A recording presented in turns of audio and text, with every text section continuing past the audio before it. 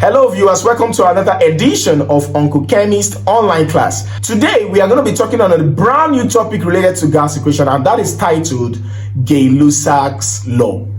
Gay-Lussac law states that the volume of gases which take part in a chemical reaction bears a simple whole number ratio to one another and to the volume of the product if gaseous, provided the temperature and pressure remains constant. Now, when we are dealing with Gay-Lussac law, there are a few things you need to understand. And what are they?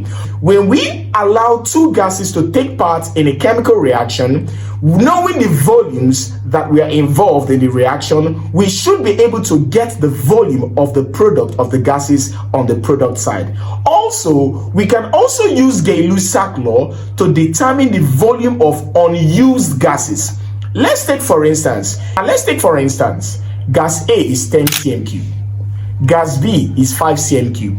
Now when they both react, you need to understand at this point no product is formed. So this part you must consider a very important point called the word volume of gas before reaction. I repeat, gas A is 10 cm cube, gas B is 5 cm cube. Now with this reaction has not taken place. So the first part we must consider in this equation is volume of gas before reaction. Now, what would you write on the product part? Nothing, because at this point you are telling us that the gases are not used up at that moment. So the volume of the product will be dash or will be nothing. Now, after that, you need to understand the second part where we talk about volume of gases during reaction. The volume of gases during reaction, it means the volume of gases on the reactant part have been used up, In that case, you are going to have product formed. And then we also need to understand the third part, which has to do with what? Volume of gases after reaction. Once you talk about the volume of gases after reaction, it means we are talking about the volume of the gas either from the reactant part that are left behind or the products of the gases that were formed as a result of the reaction that took place from the volume of gases on the reactant parts. Join me as we go into the next part that involves calculation of Gay-Lussac's law. 30 cm cube of carbon 2 oxide was packed with 30 cm cube of oxygen. Now with this equation, we were now asked to calculate the volume of the residual gas. Now, what do we mean by the residual gas? It means the gas that were left over, the leftover gases. Remember, 30 cm cube plus 30 cm cube combine to form carbon 4 oxide.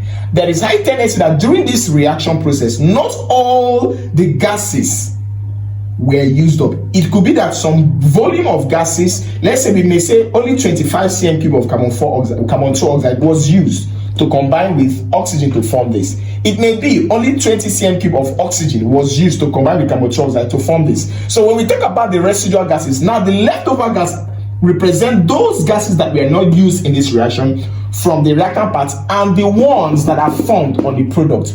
These combines to give what we call the residual gas. Now to solve this, now let's balance the equation because our equation has to be balanced. So we have to put 2 right here. So we have 2 carbon, but here we have 1 carbon. So we have to put our 2 carbon here. So we have 2 carbon, 2 oxygen here, and also 2 oxygen here. So total of 4 oxygen on the reactant part. And then we have 2 times 2, 4, total of 4 oxygen on the product part. Now, our mole ratio will be 2, 1, and then on this part we have 2. Ratio 2, ratio 1 to 2. Now, we want to represent them based on their volume. So we start by writing volume of gases before reaction. So we have 30 cm cube of carbon 4 oxide combining with 30 cm cube of oxygen. Now to give us what? What am I going to write here? Nothing, because this part is talking about before reaction. Reaction must take place before product must be formed. Reaction must take place before product will be formed. So at this point, volume before reaction. These were the volume of the gases before reaction. We don't have any product here, so we are going to put slash. Now, it is important for you to take note of this part. This is the most technical part of the reaction. Now, let me explain.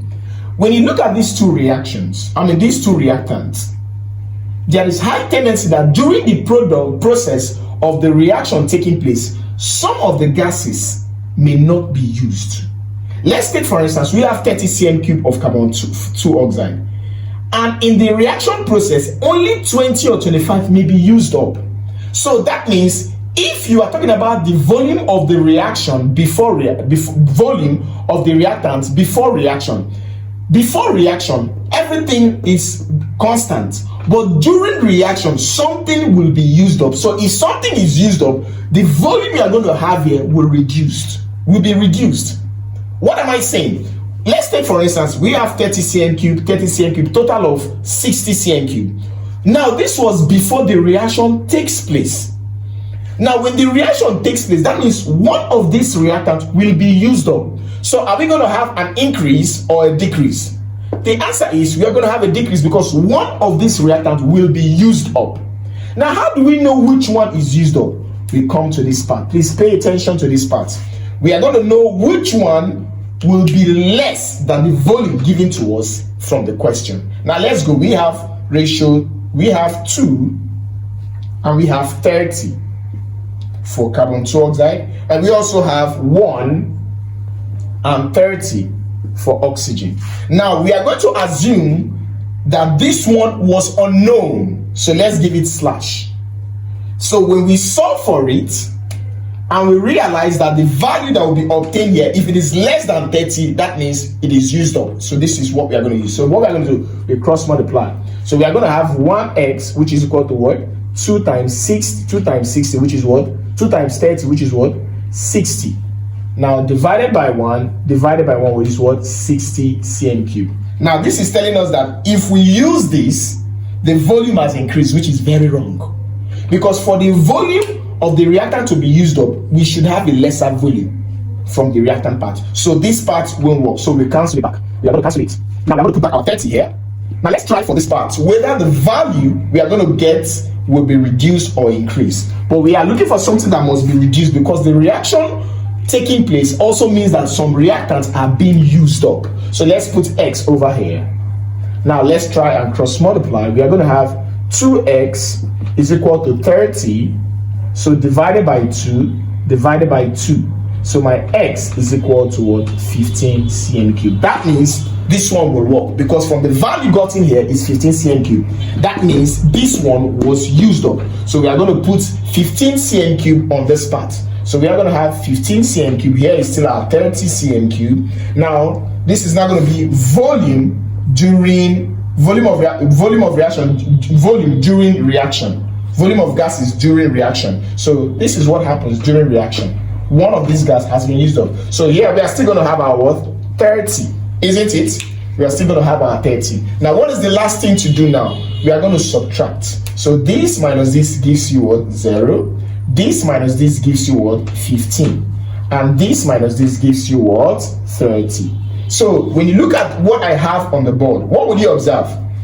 After the reaction, volume, this is the volume after reaction. Now these were the gases that we have left over after the reaction. Now this represents the residual gases. So you can see that the volume of oxygen that was left over was 15 cm cube. And then the product, we have 30 cm cube. So the total gases that were left over after the whole reaction will be equal to 15 plus 30, which is equal to what? 45 cm cube. Now if they ask you what was the unused gas, which of the gas was unused, what was the unused gas in the reactant part? The unused gas is 15 because this one was not used in the reaction. So it was the leftover gas in the reactant part. And here represent the volume of product that was formed in the reaction. And that is how we calculate Gay-Lussac's law. You can see from Gay-Lussac's law, we can get the volume of gases that were involved in the reaction based on their ratio. We can also get the volume of gases that were not used in the reaction based on the mole ratio. And we can also get the volume of gases that were produced on the reactor, on the product parts. And then when we talk about the residual gas, it means the gas that were left over after all the reaction has taken place. And from here, we have 30 that was not used up, and we have 15 that was not used up, and 30 that was produced after the reaction has taken place. And the total residual gas will be equal to 15 plus 30, which is equal to 45 cm cube.